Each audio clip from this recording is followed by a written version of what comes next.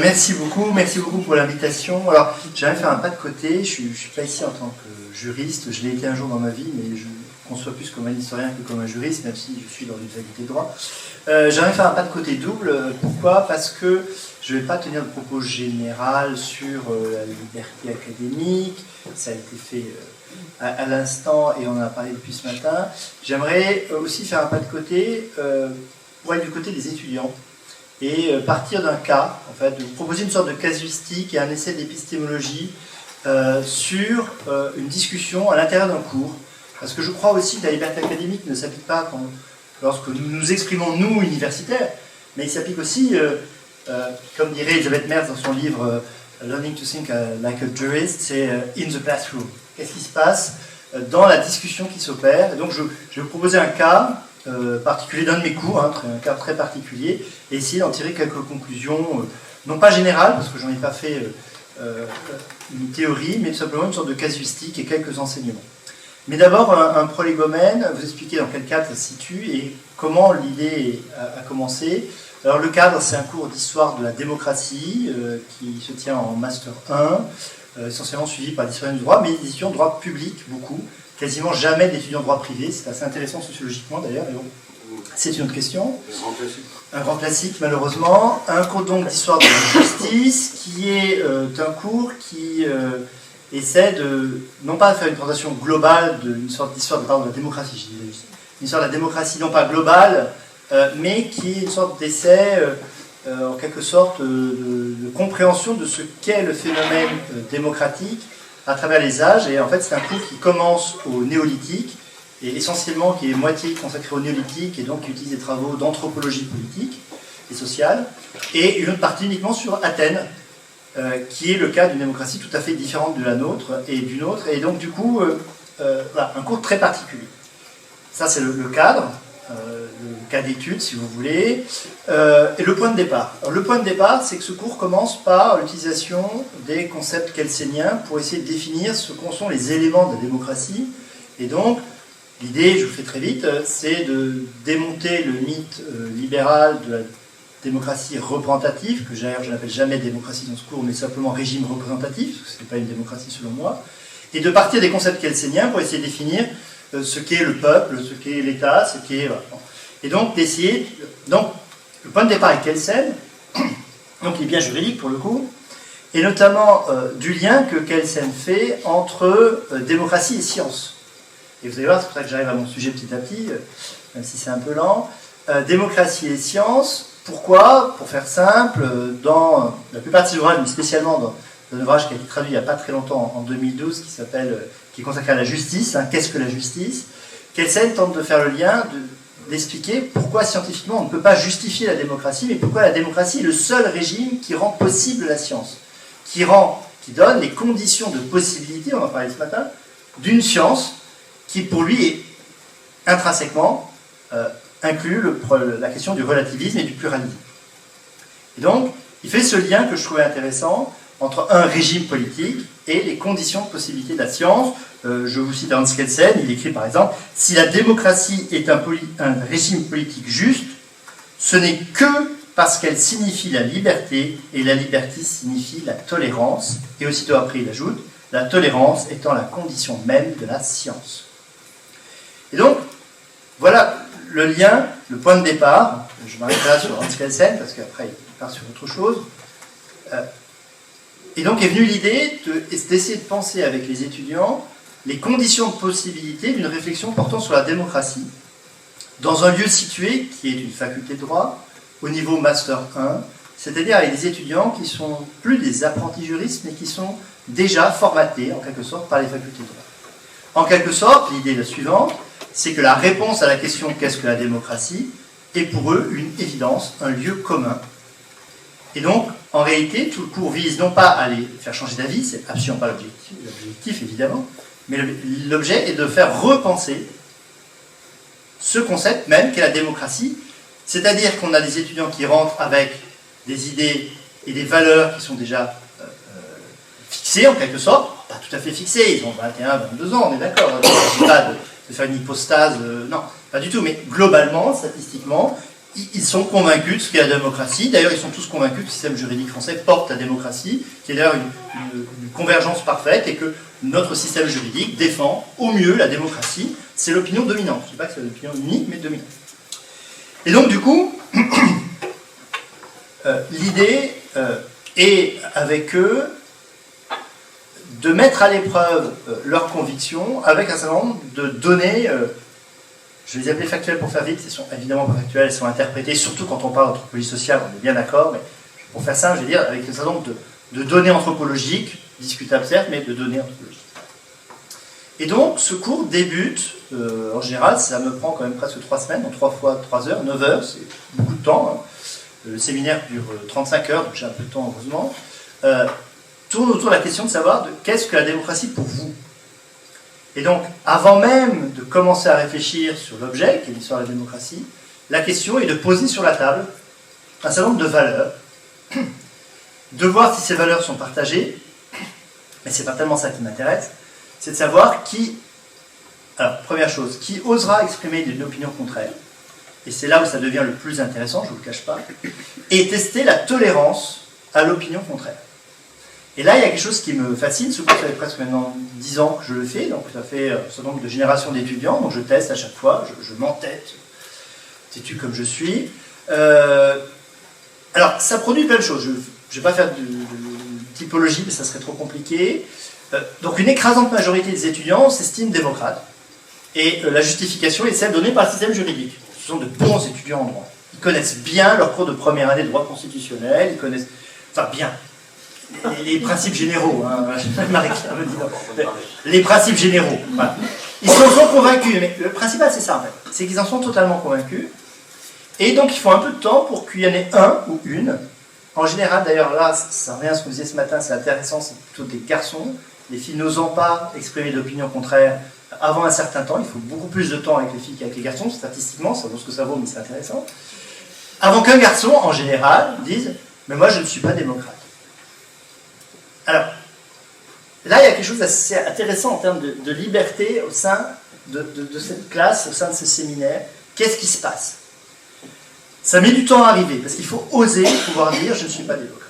Mais le but n'est pas évidemment de s'arrêter là, parce que ça n'a aucun intérêt en soi, hein, d'accord. C'est, à partir de là, de créer une narration. Moi, ce qui m'intéresse, c'est ça. C'est comme possibilité, les conditions de possibilité, on en parle depuis ce matin, d'une connaissance quelconque. Il faut aussi qu'il y ait une mise en place d'une narration. Moi, ce qui m'intéresse, c'est comment je vais pouvoir, non pas justifier mon opinion, mais construire une narration et tester ce que je vais appeler, non pas... Là, je ne suis pas dans le vrai ou le faux, moi je tiens à ces concepts-là de solidité, de robustesse d'un raisonnement et d'une argumentation. Moi, le vrai et le faux ne m'intéressent pas, surtout à cet endroit-là, on est bien d'accord, ça n'a pas de sens, personne n'a tort ou raison, c'est pas mon problème. Mais de savoir si l'argumentation est solide, robuste, quels sont les arguments développés, avant même, hein, je rappelle, avant même de commencer le cours. Hein. On est toujours dans cette phase préliminaire, générale, où on essaie de poser sur la table des valeurs avant de pouvoir commencer à s'intéresser à l'histoire. Et donc, ce cheminement-là, tester la robustesse d'une démonstration, amène chacun à élaborer des listes d'arguments, pourquoi je suis démocrate ou pourquoi je ne le suis pas.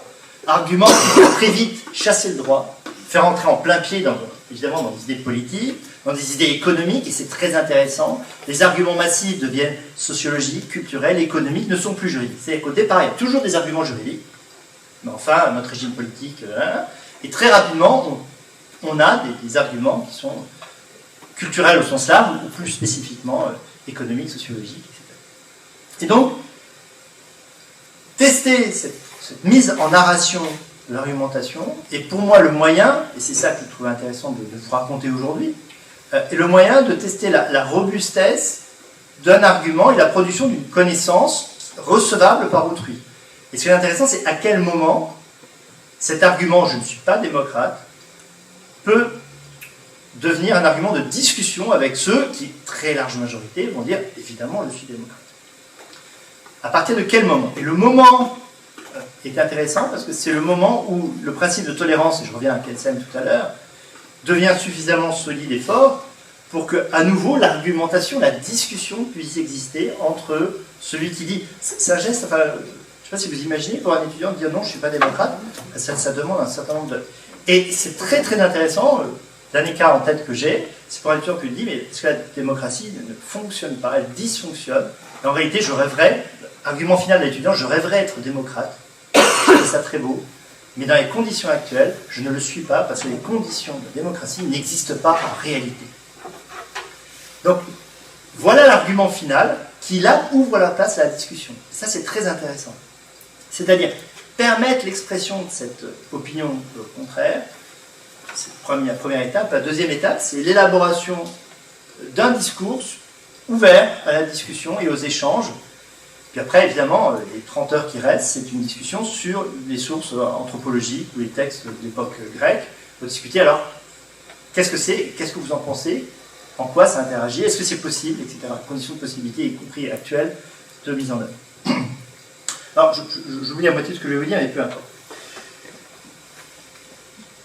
Très peu d'étudiants, ça je vous le raconte parce que je trouve que c'est intéressant, sont antidémocrates par pure idéologie. J'ai eu une fois un monarchiste.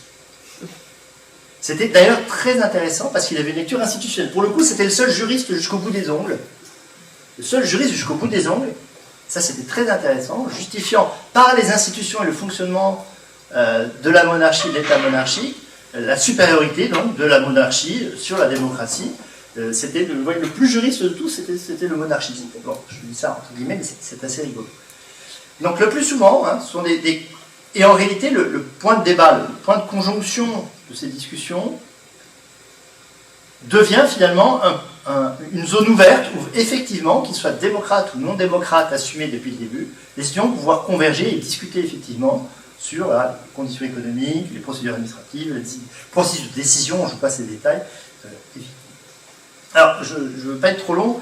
Qu'est-ce qu'on peut tirer comme petite réflexion de cette expérience limitée, encore une fois, même si elle a duré dans le temps, et tout à fait subjective. Il n'y a pas eu d'observateur extérieur, on est d'accord, je suis tout seul avec mes étudiants. Qu'on ramène ça à ce que c'est.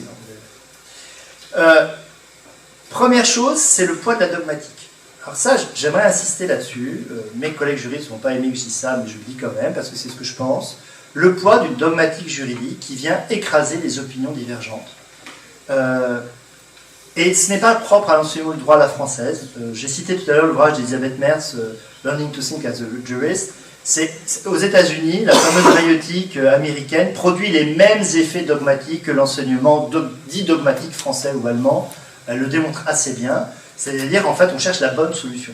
C'est-à-dire qu'on guide nos étudiants vers la bonne solution, ce qui est vrai, ce qui est faux. D'un point de vue scientifique, vous voyez bien ce que ça peut produire d'intéressant pour un juriste, parce qu'effectivement, en tant que juriste, il doit défendre une bonne solution. Bien d'accord, à titre, j'ai envie de dire, professionnel. Mais à titre scientifique et épistémologique, ça pose toute une série de questions. Le poids de la dogmatique vient souvent écraser les opinions des étudiants. Ils cherchent la bonne solution, et la bonne solution, c'est celle qu'on leur a donnée depuis la première année. Les autres n'existent pas, en quelque sorte. Donc il est très difficile d'instaurer ce relativisme dont on parlait ce matin, ce pluralisme des solutions. Ce pluralisme, il est très marginal, il vient dans les solutions techniques, mais dans les principes fondamentaux comme celui-là, on est dans le jour, il est très très difficile à exprimer. Et là, il y a peut-être quelque chose d'assez intéressant dans ce qui se passe dans les facultés de droit. Je pense que ce qui fait leur force et leur faiblesse en même temps, donc ce poids de la dogmatique. Deuxièmement, la difficulté d'admettre une forme de relativisme scientifique. Une vraie difficulté. Je prends l'exemple de... Je fais lire à mes étudiants un livre de Pierre Clastre, que j'aime beaucoup, qui s'appelle « La société contre l'État ». C'est horrible, pour la plupart de mes étudiants, de lire ce livre. Premièrement, il est écrit par un anarchiste revendiqué comme tel, qui explique que l'État c'est mal, d'ailleurs qui utilise très mal le terme État, et donc c'est très difficile conceptuellement, c'est-à-dire que l'État dont il parle, en fait, c'est toute forme de pouvoir en réalité, de pouvoir centralisé, de pouvoir hypostasié. Donc l'État c'est mal, la société doit s'ériger contre l'État, et il explique comment fonctionne une société qui n'a pas de chef ou qui a un chef sans pouvoir. Un chef sans pouvoir, expliquer à un juriste ce qu'est un chef sans pouvoir, je n'y arrive pas. Très franchement, j'ai beaucoup de mal, parce que c'est une sorte de contradiction dans les termes. Hein, on est bien d'accord.